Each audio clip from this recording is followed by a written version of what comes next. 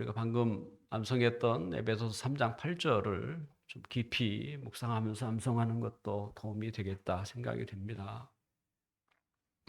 오늘 우리가 함께 읽은 말씀을 통해서 예수 안에서 행하라 라는 제목으로 말씀을 나누기를 원합니다. 우리 사회에는 여러 종교들이 있지 않습니까? 그리고 종교에 대해 무엇이 중요한 것인지 사실은 종교라는 이름에 그것이 포함되어 있다고 생각이 돼요. 불교는 말 그대로 부처의 가르침이고 유교는 선비의 가르침, 특별히 이제 선비 중에 선비라고 할 수 있는 공자의 가르침. 천주교는 천주, 하늘에 있는 주인이라는 뜻 아닙니까? 하늘에 계신 주인의 가르침이다. 그 다음에 기독교는, 기독이라는 말은 예수님을 한자로 표기한 말입니다. 기독이라는 말이. 그래서 기독교는 예수교 이렇게 같은 말이에요. 기독. 한자로 하면 기독교라고 하는 예수님의 가르침. 이 종교의 이름, 우리가 부르고 있는 종교의 이름에 있어서 가장 중요한 게 무엇인가라는 것이 거기에 포함이 되어 있는 것이죠. 이 골로새 교회, 바울이 이 골로새 교회에게 쓴 편지가 골로새서 아닙니까? 그냥 안부를 묻는 편지는 아니고요. 골로새 지역에 이상한 가르침, 사입이죠. 이상한 가르침이 퍼지는 것을 보고 바울은 그 소식을 듣고 미리 예방 차원에서 골로새 교인들을 무장하기 위해서 이 편지를 쓰게 됩니다. 그 가르침이라는 게 다른 게 아닙니다. 예수님이죠. 예수님을 어떻게든지 그 자리에서 흠집을 내려고 하는 것이죠. 그것이 거짓된 가르침입니다. 예수님을 부인한다는 얘기가 아니에요. 그는 훌륭한 선지자요, 훌륭한 선생이요, 또는 훌륭한 랍비다. 그걸 누가 부인하겠습니까? 하지만 그분이 하나님의 아들은 아니다. 그러니까 이런 부분에서 조금씩 이렇게 다른 것이죠. 비슷하지만 다른 것, 우리는 이것을 사입이라고 표현합니다. 자, 우리가 믿고 있는 하나님은 삼위일체 하나님입니다. 성부 하나님이 계시고 성자 하나님이 계시고 성령 하나님이라고 부릅니다. 이 삼위로 계시는 신비로운 이 하나님. 그 중에 예수님은 일명 스캔들을 일으키기에 좋은, 흠집을 내기에 좋은 분이에요. 성부 하나님과 성령 하나님은 영으로 계시기 때문에 눈에 보이지 않기 때문에 나름대로 상상을 해서 상상도 이렇게 위험할 수도 있지만 흠집을 내기에는 한계가 있다 이렇게 말할 수 있어요. 그에 비해서 예수님은 하나님의 아들이면서도 인간이 되셨기 때문에 어떻게 됐든 흠집을 찾으려고 한다는 거예요. 이런 부분에서 예수님 이것은 하나님의 아들인 것 같지 않다라든지 그런 부분에서 그래서 예수님의 조그만한 결점이라도 찾아서 예수님의 하나님의 아들 되심을 어떻게 됐든 깎아내리려고 하는 것. 그것을 알기에 바울은 옥에 갇혀 있지만 갇힌 중에서도 이 편지를 써서 골로새에 보낸 것이지요. 자, 기독이라고 하는 말을 제가 서두에 말씀드렸습니다만 이건 예수라는 한자입니다. 그 말은 기독교에서 예수님을 뺀다는 말은 거의 중심을 빼는 것이고 뼈대를 흔드는 건 아닙니까? 실제 예수님께서도 뭐라고 하십니까? 나를 떠나서는 너희가 아무것도 할 수 없다. 저는 이 말이 굉장히 중요하다고 여겨져요. 나를 떠나서는 너희가 아무것도 할 수 없다. 근데 많은 사람들이 때로는 신자들마저도 예수님을 떠나서 무엇인가 얻으려고 하고 예수님을 벗어나서 무엇인가 찾으려고 한다는 것이죠. 우리는 명심해야 합니다. 예수님을 떠나서는 그 어떤 것도 얻을 수 없다. 어떤 것도 얻을 수 없다. 그러므로 기독교의 시작과 끝, 그리고 모든 것은 다 누구와? 예수 그리스도와 관련이 되어 있다라고 말할 수 있는 것이죠. 그렇다면 왜 예수 그리스도는 기독교에 있어서 시작과 끝이 될 수 있을까? 왜 그런가? 왜 우리가 믿고 있는, 그죠? 왜 기독교라고 표현했을까? 차라리 천주교처럼 하늘의 주인, 일명 우리가 하나님이라고 부르는 하늘의 주인, 이렇게 표현하는 게 더 훨씬 더 좋지 않았을까? 네, 그렇게 표현하지 않고요. 예수교, 예수님으로 표현했다는 것이죠. 왜일까요? 오늘 본문 6절에 보니까 사도 바울은 신자의 생활에 있어서 예수님이 절대적으로 필요하다라고 이야기를 해요. 자, 6절을 한번 읽어봅시다. 6절. 함께 읽어볼까요? 시작. 그러므로 너희가 그리스도 예수를 주로 받았으니 그 안에서 행하되. 그러므로 너희가 그리스도 예수를 주로 받았다라고 시작을 그렇게 이야기를 합니다. 이 골로새 교회는 바울이 직접 가서 복음을 전하는 것이 아니죠. 바울의 동역자인 에바브라를 통해서 복음이 전해졌고, 에바브라는 참된 복음, 예수님이죠. 사실은 예수님을 그곳에 전했습니다. 그리고 골로새 지역에 교회가 세워진 것이죠.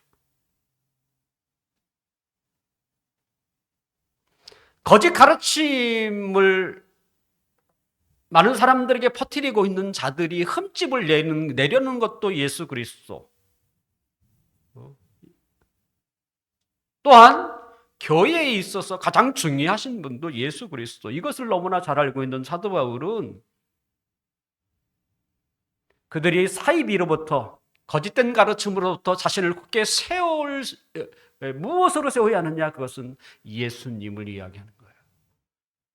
예수님을 너희가 주님으로 고백했으니까 이제는 그 안에서 행하라.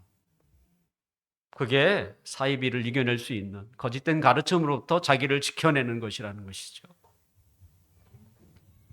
우리가 어떻게 해서 신자가 되었습니까? 우리가 어떻게 해서 이 기독교라고 하는 이 가르침 아래 모이게 되었습니까? 아담과 하와가 하나님의 말씀에 불순종함으로써 그들뿐만 아니라 이 세상에 죄 아래 살 수밖에 없는,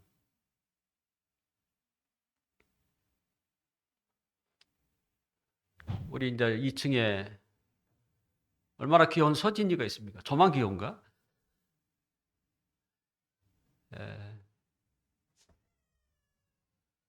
자기 이름 부른다고 해서 저렇게 소리를, 얼마나 사랑스럽고 순진한. 그리고 만약에 그 아이가 이제 세상에 갓 태어난 아이라면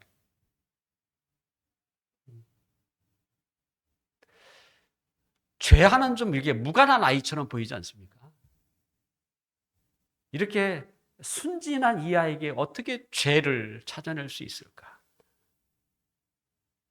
하지만 그 아이가 자라기 시작하면 죄가 보이기 시작한다는 것이죠. 누구에게 배운 것 같지도 않은데 그 스스로가 이 악을 드러내죠. 악을 쓰기도 하고. 이 말은 뭡니까? 눈에 보이지 않지만 아이의 본성에서도 뭐가 있어요? 이 본성이 이미 죄로 인해 오염된 상태, 때로는 죄로 인해 부패한 상태라는 거예요. 단지 그게 눈으로 보이지 않을 뿐.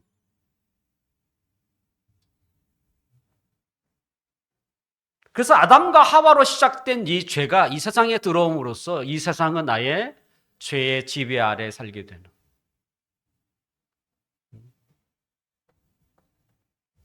한마디로 인간은 악하다는 편이죠.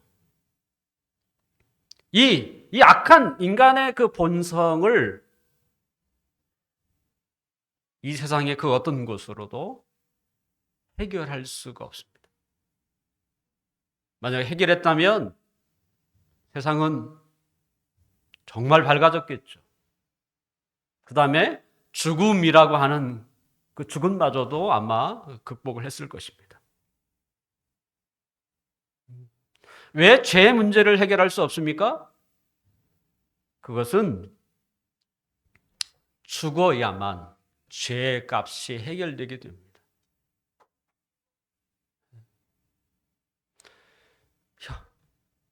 범죄를 저지른 사람이 그 범죄를 해결하기 위해서는 뭐예요? 감옥에 가서 그걸 치러야 하는 것처럼. 부패한 본성, 타락한 인간의 마음을 해결하기 위해서는 하나밖에 없어요. 죽는 것입니다. 그게 값이에요. 죄의 값. 죄는 육체적인 죽음뿐만 아니라 영혼의 죽음이라고 하는 지옥의 형벌을 받아야 합니다. 그래야 죄의 값이 치러지는 것이죠. 이것이 성경이 이 세상을 바라보고 때로는 인간 한 사람 한 사람 우리를 바라보는 시각이에요. 우리는 거기에 대해서 부인할 수 없을 것입니다. 나에게 죄가 없는가? 나는 선한가? 근본적으로 선한가라고 할 때 스스로도 자신의 양심뿐만 아니라 자신의 생활을 보아서도 그건 부인할 수 없죠. 스멀스멀 내 안에서 그 악한 것이 막 이렇게 올라오는 경우가 얼마나 많습니까? 그러면서 스스로가 놀래잖아요. 나도 악한 사람이구나. 조금만 틈만 주면, 조금만 기회가 주면 우리 마음속에 그 악함이 이렇게 드러나요. 그때 우리는 느껴야죠. 아, 내 안이, 내 본성이 악한 것이구나.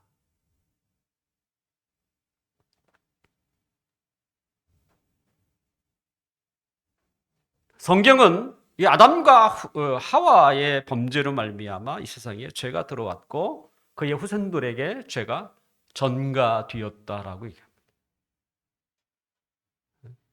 저는 성경의 이런 진단이 저는 정확하다고 생각해요. 근데 재밌게도 그 어떤 종교도 이 죄로 세상을 풀어가지 않는다는 거예요. 오직 기독교만 죄로 풀어가요, 세상. 그게 너무 놀랍지 않습니까? 이 땅에 얼마나 많은 종교들이 있습니까? 그런데 인간들이 사는 이 세상에 대해서 그 근본적인 원인, 그 문제를 죄로 보는 데는 기독교밖에 없다는 거예요.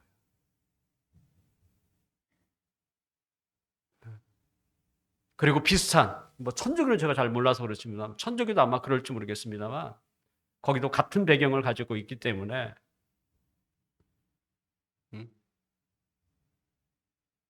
저는 이것 자체가 너무 신비롭다. 어떻게 우리가 헤아리기 어려운 많은 종교들이 있어요, 진짜. 근데 어떻게 인간과 이 사회의 문제를 죄라고 보는 데가 그렇게 없을까? 문제와 증상을 정확히 파악이 안 되니까 처방이 이상하게 가는 거예요. 다른 방향으로 가는 것이죠. 하나님의 그 판단은 정확했고요. 그리고 하나님은 이 죄 문제를 해결하기 위해서 거룩하신 하나님의 아들 예수 그리스도를 이 땅에 보내서 죄 문제를 해결하게 하셨죠. 죄 문제를 뭘로 해결해요? 죽음이에요. 다른 게 할 수가 없어요. 죄는 죽어야 하는 거예요. 그만큼 흉악하다는 거죠. 우리가 저질러지는 죄는 엄청난 것이죠. 그래서 성경은 그것을 반역이라고 합니다. 신에 대한 반역. 그 옛날 조선시대만 해도 가장 큰 죄가 뭔지 아시죠? 반역입니다.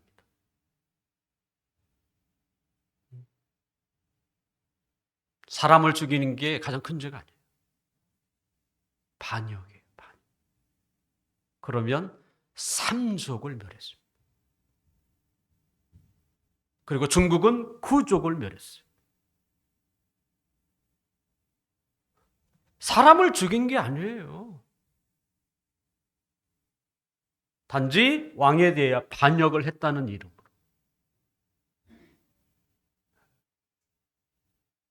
본인과 자녀와 그 부모 세대 다 죽이는 일.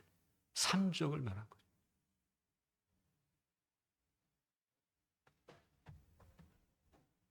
그래서 예수님이 이 땅에 오셔서 한 일은, 가장 중요한 일은 죽는 일이죠. 인간의 죄를 대신해서 그래서 십자가에 죽으신 것이죠. 예수님의 죽음은 모든 인류를 위한 죽음이었습니다. 하지만 효과는 예수님의 죽음을 나의 죽음으로 받아들인 사람에게만 나타나요. 이게 중요하죠. 예수님은 모든 인류를 위하여 대신 죽었지만 그 효과가 나타나는, 효력이 발생하는 것은 예수님의 죽음을 인정하는 사람, 받아들이는 사람이죠. 그것도 나의 죽음으로 받아들이는 사람에게 나타나죠. 그 효과가 어떻게 나타납니까? 더 이상 죄에 대해서 하나님이 책임을 묻지 않겠다는 거예요. 다르게 표현하면 하나님이 죄에 대해서 심판하지 않겠다는 것입니다. 우리는 예수 그리스도를 믿은 이후에도 변함없이 죄를 짓고 있지 않습니까? 하지만 하나님은 우리가 짓는 죄에 대해서 우리를 심판하지 않으세요. 굉장히 중요한 것입니다. 혹시 내가 이런 어려움이 생긴 것은 내가 하나님 앞에 죄를 지어서 그런가? 우리가 쉽게 그렇게 생각하지만 그것은 아닙니다. 왜냐하면 예수님이 나의 죄를 위하여 이미 값을 치렀기 때문에.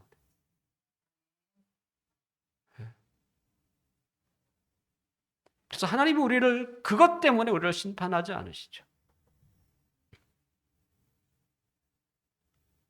또 어떤 효과가 우리에게 있습니까?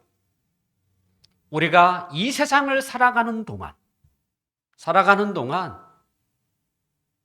하나님으로부터 도움을 받으면서 살아가는 것이죠. 실제적으로. 그러니까 효과예요, 효과. 정말 내가 예수님을 나의 중으로 받아들이는 거, 이것 자체가 분명히 하나님의 심판은 우리가 뭐 알 수가 없죠. 그죠? 네. 제가 그렇게 얘기합니다만 하나님의 심판 받고 안 받고 우리가 어떻게, 저는 성경에 그렇게 얘기하고 있기 때문에 이렇게 얘기할 뿐이지만, 하지만 우리가 실제적으로 피부에 느낄 수 있는 게 있죠. 그것은 이 세상에 살아가는 동안 정말 하나님의 도움이 나에게 내가 받을 수 있는가라고 하는 실제적인 효력, 이것 우리가 느낄 수 있죠. 예수님의 죽음을 나의 죽음으로 받아들인 사람들에게 이제 예수님은 나와 다른 분이 되지 않아요. 나와 예수님은 새로운 관계가 맺어지게 됩니다. 그러니까 예수님을 나의 죽음으로 받아들일 때에는 이제 예수님이라는 예수님과 십자가에 죽으신 예수님과 나와 내가 그냥 관계를 맺기 시작을 해요. 실제 나의 죄를 위하여 죽으신 분, 그리고 나의 죽음으로 내가 받아들였는데 어떻게 내가 그분을 잊고 살 수 있겠습니까? 그건 말도 안 되는 얘기 아닙니까? 내가 죽어야 할 그 자리에 누군가가 나를 대신하여 죽었다면 그분과 나랑 무관해요? 무관할 수 없죠. 그건 인간도 아니죠.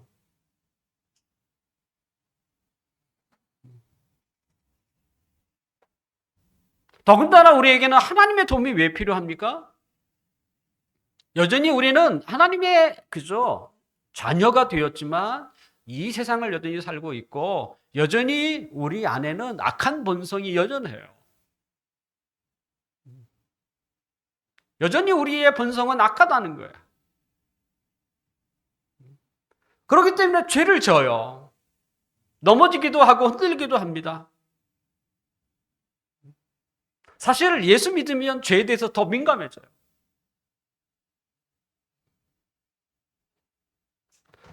어떻게 보면 하나님께서 우리의 죄를 다 해결해 주셨으면 죄에 대해서 더 홀가분할 것 같아. 그게 합당하지 않습니까? 그런데 실제적으로는 좀 달라요. 예수님 믿기 이전에는 죄를 대수롭게 생각했어요. 사람을 죽이는 거야 대수롭지 않죠. 하지만 그런 일 말고 우리가 마음으로 짓는 것뿐만 아니라 우쭐대는 것뿐 여기서부터 교만하게 서 있는 것서부터 남을 함부로 대하는 거에서부터 이런 사소한 부분에 있어서 우리는 그걸 대수롭게 생각하지 않았어요. 어쩌면 도리어 더 떳떳했어요. 내가 자랑할 만하니까 같이 하지 뭐. 내가 뭔 잘못을 했는데. 도리어 떳떳했지만 하지만 예수 믿고 나서 보니까 이게 불편해. 또 한편에는 이게 부끄러워. 왜냐하면 죄가 무엇인지를 알게 된 거예요. 전에는 죄가 무엇인지 잘 몰랐어요. 하지만 예수 그리스도를 받아들이고 나서 죄가 무엇인지를 알게 되다 보니까 그게 불편하기 시작해.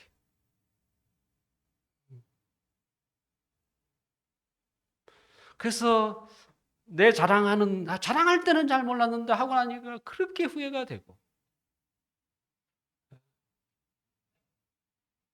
그것이 무슨 잘못한 것도 아닌데 또 남을 미워하는 마음이 내 마음속도 이렇게 곱적곱적 올라오면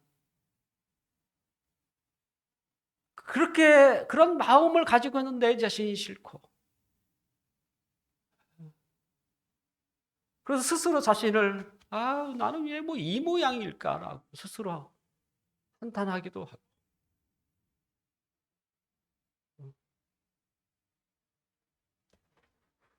죄에 대해서 반응하는 게 달라진 거예요. 도리어 자유할 줄 알았어요.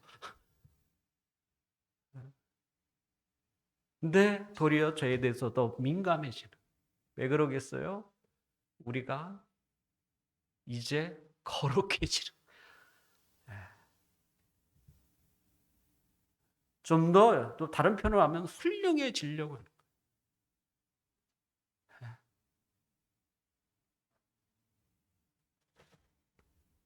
그래서 좀 더 겸손한 사람이 되고 좀 더 남을 세워주는 사람이 되고 또 하나님 우리를 용서한 것처럼 다른 사람을 용서하는 마음을 가지려고 하고, 섬기려고 하고, 사랑하려고 하고. 내가 이렇게 거룩해지는 것이죠.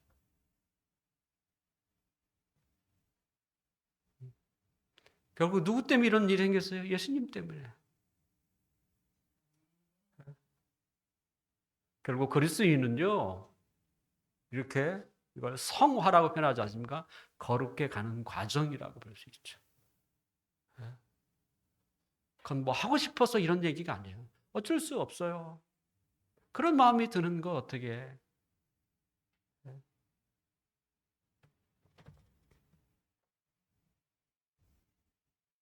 결과적으로 예수님을 몰랐을 때는 이런 게 없었는데 예수님의 관계가 새롭게 이렇게 만들어질 때부터 나는 조금씩 변해가기 시작하는 것이죠. 그러면 예수님과 나는 어떤 관계일까?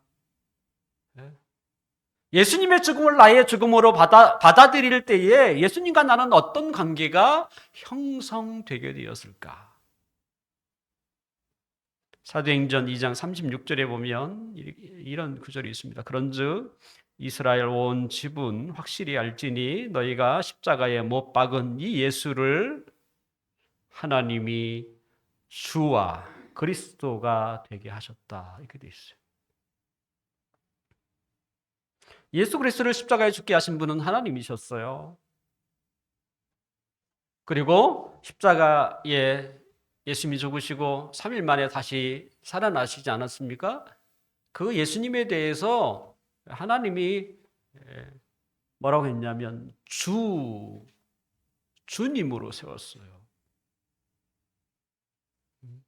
그리고 그리스도가 되게 하셨습니다. 주님이 된 거예요. 그래서 예수 믿는 사람에게 이제 예수님은 뭐로? 관계가 형성이 됐는데 예수님을 주인으로. 그래서 예수님 앞에 뭐라면 주 예수라고 우리가 불러요. 그리고 주 예수라만 부르는 게 아니라 그리스도라고도 불러요. 주 예수 그리스도. 그리스도라는 게 뭡니까? 하나님이 예수 그리스도를 이제는 온 세상의 왕으로 임명, 기름 부음을 받았. 그래서 예수님을 온전히 부르려면 주 예수 그리스도라고 부르는 것이 합당하죠. 우리의 주인 되시고 우리의 왕도 되시는 예수님. 자, 우리는 예수님을 나의 주님이라고 이렇게 부르는데 그건 말로만 이렇게 형성된 게 아니에요. 우리가 예수님을 주인이라고 부를 때 예수님은 실제 뭐예요? 주인 노릇을 해줍니다. 우리가 하나님을 아버지라고 부르잖아요. 하나님 아버지. 말로만 호칭어로만 아버지가 아니에요. 그분은 우리의 아버지 노릇을 해주세요. 특히 누구에게 필요가 있어요? 가족의 모든 것들을 책임져야 하는 가장에게 있어서 얼마나 힘듭니까? 그럴 때마다 어떻게 해요? 우리의 가장 위의 가장 하나님이 그 하나님 부탁하는 거죠. 그러면 하나님이 아버지 노릇을 해주시는 것이죠. 결과적으로 신자의 삶은 이제 새롭게 관계가 형성된 예수님, 나의 주인이신 예수님과의 관계를 맺으며 살아가는 생활이다. 이렇게 말할 수 있죠. 자, 예수님이 주인이면 난 뭐가 될까요? 일명 딸랑딸랑 종이죠. 종 그러면 별로 우리에게는 좋은 기억이 많이 없죠. 왜냐하면 종을 다르게 표현하면 노예라고도 표현할 수 있습니다. 우리가 조선시대를 살았던 사람도 아닌데 그때만 해도 종이 있었잖아요.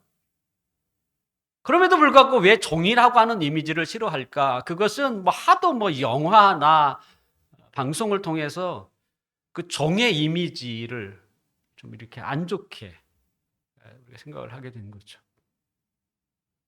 왜요? 그것은 나쁜 주인을 만났기 때문에 그런 거죠. 그러니까 우리가 뭐 종과 관련된 영화를 보면 좋은 주인은 별로 없잖아요. 다 나쁜 종. 혹독하게 일을 시키고 생명의 존엄마저도 가볍게 취급해서 함부로 사람을 학대하는 그런 나쁜 주인, 종이죠. 당연히 내가 모시는 주인이 나쁜 분이라면 그 종의 삶이 얼마나 힘들겠습니까? 하지만 우리가 예수님을 주인이라고 부를 때는 그럴 염려할 필요는 없어요. 왜냐하면 예수님 자체가 뭐예요? 그의 본성이 사랑이세요.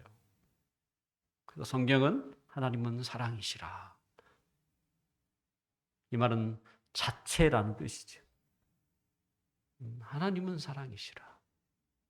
내가 주인이라고 부르는 그 예수님이 사랑이세요. 본성이 사랑이세요. 그러면 악을 찾아볼 수가 없다는 것이고, 자, 그런 주인을 모시고 있는 종이라고 생각해 보세요.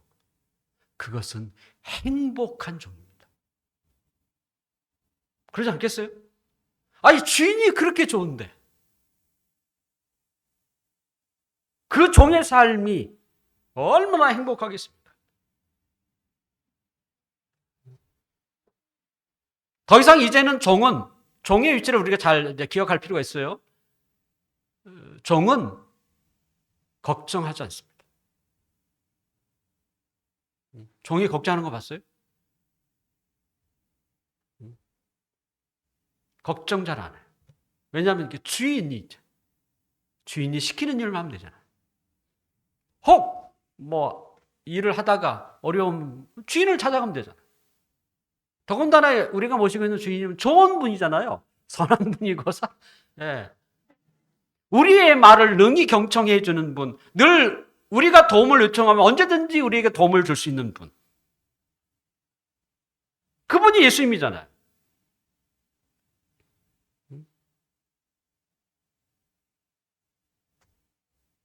그래서 예수님을 우리의 주인으로 삼고 나를 종으로, 때로는 좋은 풀로는 청직이라고 표현하는데 청직도 종이에요.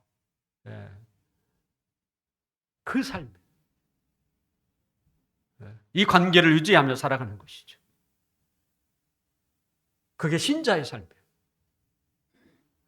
근데 자꾸 우리가 주인 노릇을 하려고 하는 게 문제죠. 종이 주인 노릇을 하려고 하는 거예요. 혼자 다 짊어지고 자신이 해결할 수 있는 것처럼, 그러면 거기서부터 문제가 되죠.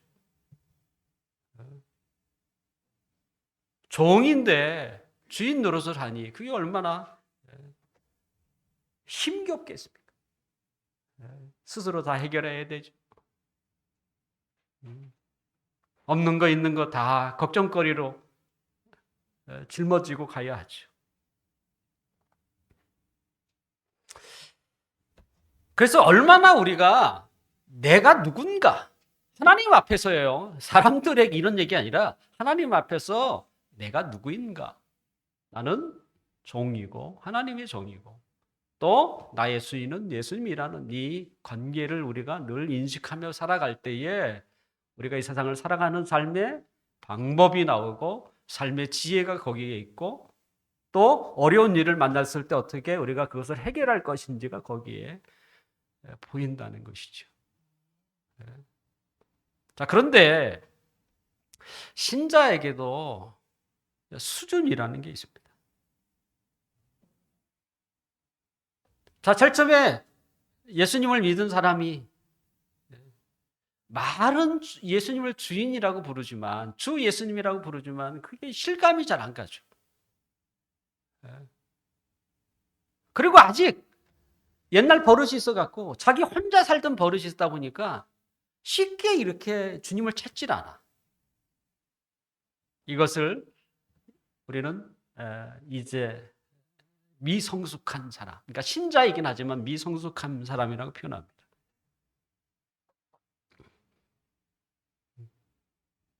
그러니까 수준이 좀 있다는 얘기죠.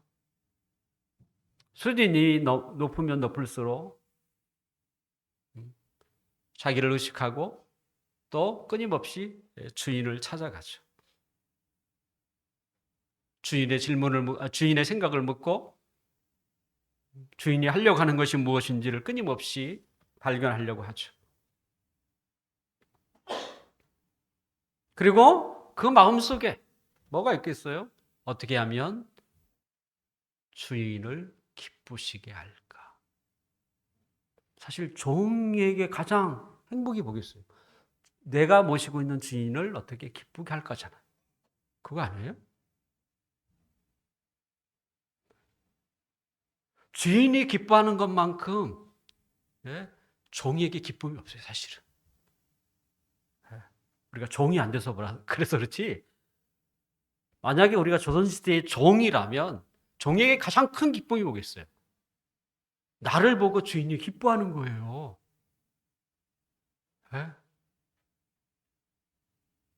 그게 종에게 가장 큰 행복이죠. 뭐가 있겠어요. 그래서 이렇게 성숙한 사람일수록 내가 모시는 주인님을 어떻게 기쁘게 할까 이 생각을 한다는 것이죠. 근데 미성숙한 사람은 뭡니까? 주님을 기쁘게 하는 일보다는 자신의 일에 파묻혀 산다는 거예요. 사실 자신의 일을 파묻혀 살면 거기에 무슨 희망이 있는 것도 없어요.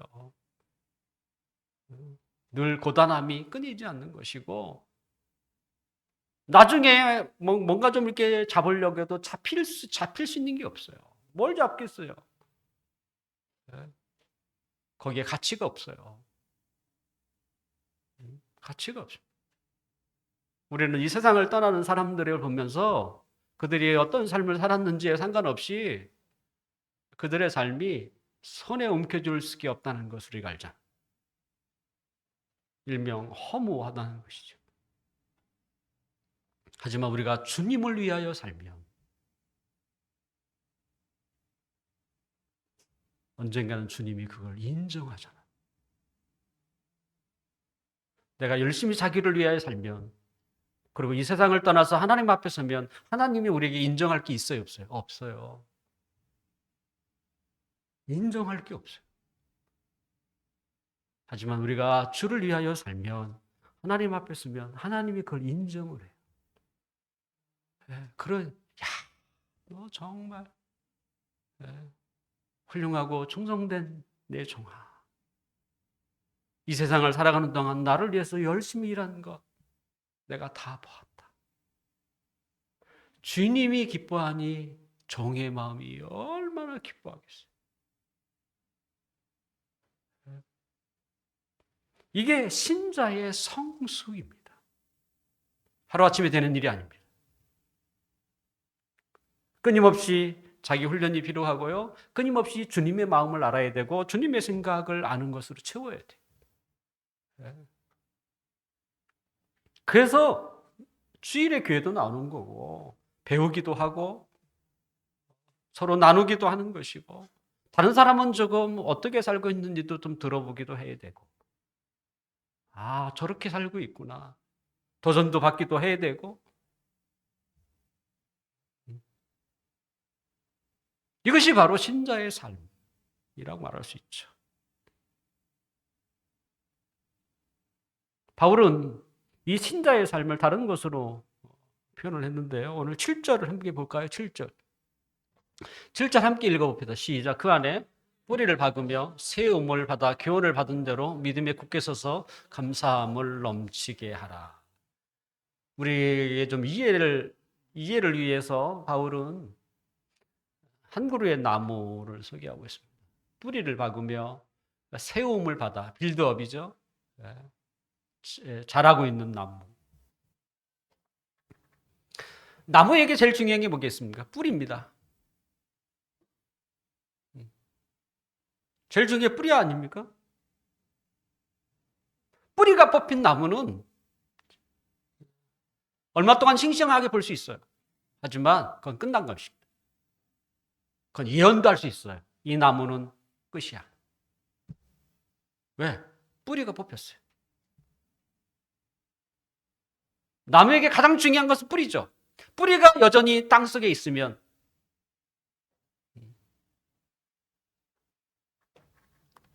산 나무죠. 신자에게 있어서 뿌리는 예수 그리스도입니다. 예수 그리스도 시작을 했고, 그리고 여전히 예수님을 주인으로 모시고 살고 있는. 나무는 끊임없이 뿌리로부터 뭘 얻잖아요. 그죠? 뭘 얻어요. 수분을 얻기도 하고, 또 땅에 있는 각종 미생물을 포함해서 뭐 유기질도 먹고 막 이렇게 이렇게 먹죠. 그러니까 신자에게도 예수님은 뿌리와 같은 존재예요. 신자에게 예수님이 없다. 그러니까 뿌리가 없다. 이건요, 끝장난 거예요.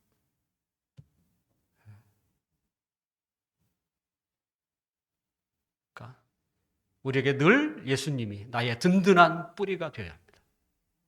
네? 든든한 뿌리가 돼요. 네?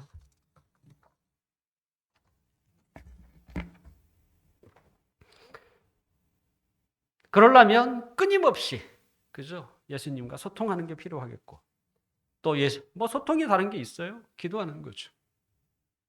내가 필요할 때도 예수님을 찾아야 하지만 언제도 외로울 때도 좀 찾으세요. 네? 일명 고독이죠. 우리가 살고 있는 이 현대 사회는 고독을 병이라고 봐요. 하지만 성경은 아니에요. 고독은 병이 아니에요. 자기를 성찰하는 시간이고 하나님을 찾는 시간. 네. 외로움을 너무 두려워하지 마세요. 사람은 외로워야 돼요. 외로워야 자기를 봐요. 그리고 하나님을 찾아요. 세상은, 그러니까 세상과 이 성경의 세계는 좀 너무 다른 것 같아요. 그래서 자기를 성찰하는 시간을 빼앗아 버리고 하나님을 찾는 시간마저도 어찌됐든 분주하게 만들어 버려요. 그래서 훌륭한 그 성자 같은 삶을 살았던 분들이 늘 추천하는 게 뭐예요? 한 달에 한 번이라도, 하루라도 홀로 고독의 시간을 가져라. 스마트폰을 끄고 어디 주위 있으면 또 아는 사람 뭐 이러니까 아무도 없는 바닷가 가서 산책하면서 일명 고독을 경험하라. 그러면 자기를 성찰해. 왜냐하면 그냥 뭐 제일 처음에야 바다가 좋고 모래사장이 좋을지 모르지만 조금 고독하면 자기가 삶을 돌아보고 내가 누구인지를 살펴보고 또 신자라면 하나님을 그때 찾고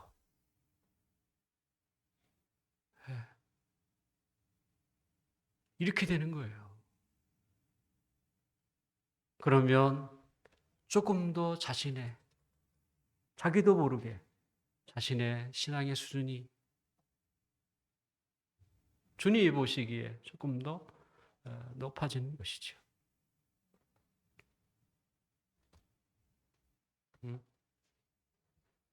자, 땅에 심겨진 나무는 뿌리만 있으면 되나요?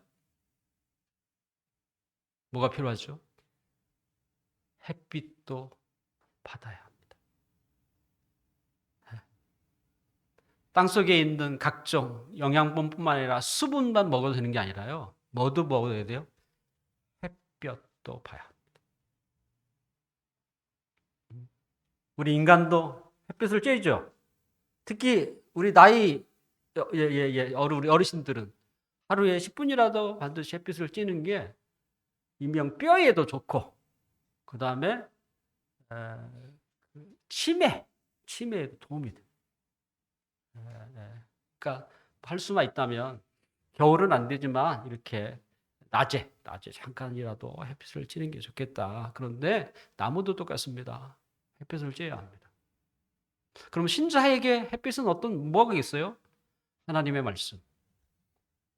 오늘 2장 7절에 보니까 세움을 받아 빌드업을 할 때에 교훈을 받은 대로 교훈이라고 쓰여 있습니다. 이 교훈이 뭐겠어요? 하나님의 말씀이에요. 하나님의 말씀을 받아. 나무에게 햇빛이라면 신자에게는 우리의 뿌리 되신 예수님과 늘 연결될 뿐만 아니라 뭐예요? 하나님의 말씀이라는 교훈을 받아서 그래서 굳건하게 서가는 거예요. 그럴 때에 그 나무는 뭘 맺어요? 열매를 맺습니다.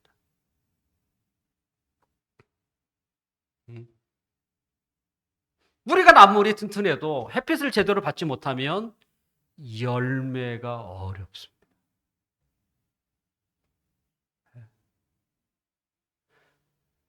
하나님은 우리를 관상수, 그냥 지켜보기 위한 관상수를 만들려고 우리를 부르신 게 아니에요. 하나님이 우리에게 요구하시는 게 뭐겠어요? 열매입니다. 열매. 열매를 맺기를 원하세요. 그래서 하나님 참고 계세요. 이제 시작이니까 1년을 기다리고 2년을 기다리고 3년을 기다리고 때로는 5년을 기다리고 10년을 기다려요. 아니 맺을 때가 됐는데 우리가 심는 이 과실나무들도 뭐 길어야 3년 아닙니까? 근데 3년이 지났는데도 불구하고 내가 심었던 사과나무에 사과가 안 열리네.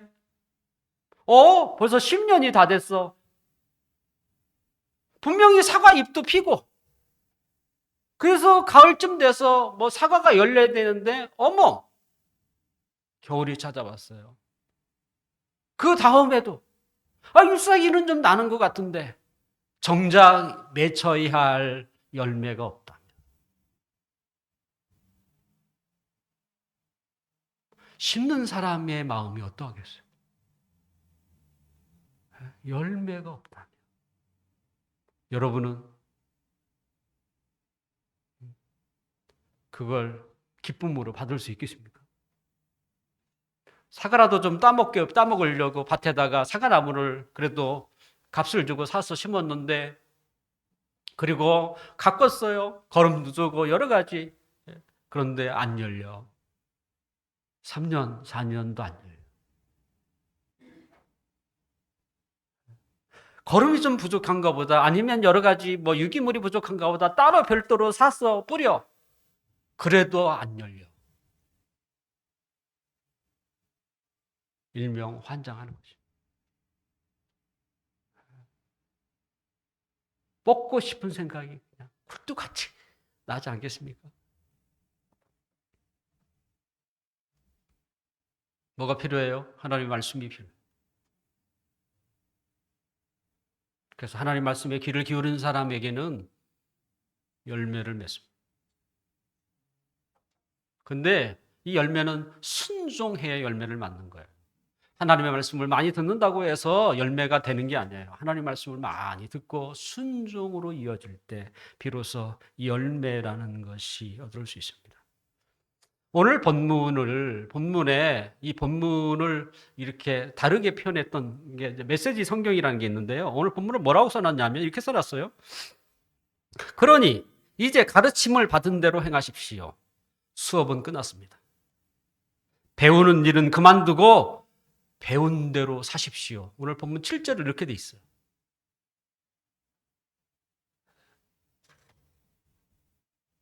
그래서 이 열매가 맺힌다는 걸 무엇으로 알 수 있습니까?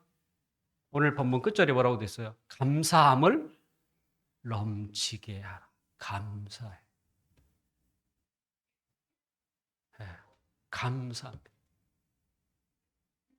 그냥 쉽게 이렇게 우리가 뭐 다른 사람이 보는 데서 기도할 때마다 감사합니다 이런 의미가 아니고 정말 하나님 감사합니다라고 이렇게 반응이 나올 이게 뭐예요? 이 사람은 열매를 맺고 감사함이 넘치게 하라.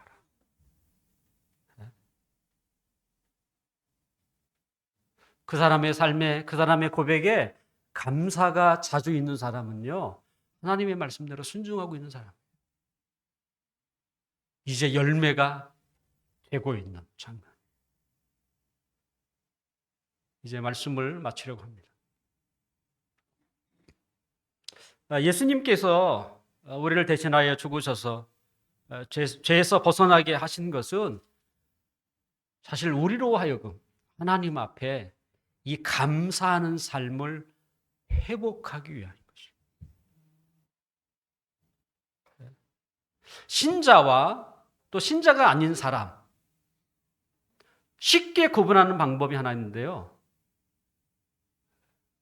감사해요.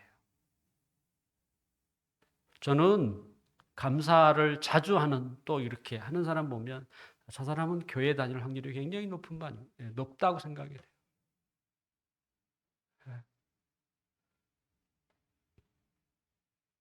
하나님께 감사할 수 있다는 말은 하나님을 영광스럽게 한다는 얘기입니다. 하나님을 기쁘게 하고 있는 것이죠.